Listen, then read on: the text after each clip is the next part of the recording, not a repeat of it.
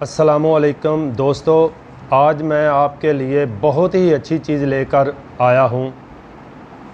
वो नौजवान बच्चे और बच्चियाँ जिनका दिमाग कमज़ोर हो, सर चकराता हो, पढ़ते लिखते वक्त सर दर्द करने लगता हो, छींकें कसरत से आती हूँ, ज़रा सी गर्मी सर्दी लग जाए तो नज़ला ज़ुकाम लाहक हो जाता है, जिस्म का दुबला पतला और सूखा हुआ हो, इस हरीरे के कुछ अरसा इस्तेमाल करने से सब शिकायत रफ़ा हो जाएंगी।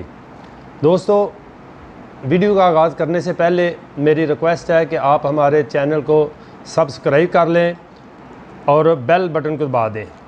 करना आपने ये है कि आपने 3 तोला गंदम लेकर अच्छी तरह साफ़ करके रात को पानी में भिगो दें।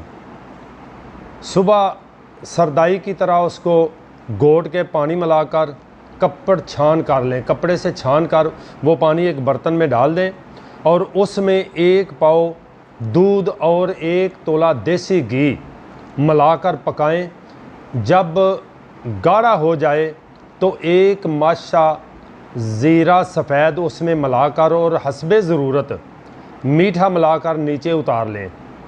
सर्द होने पर खाएं, बहुत फ़ायदा होगा।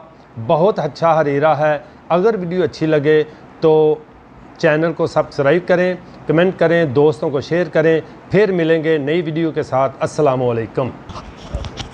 मिनट दे दीजिए।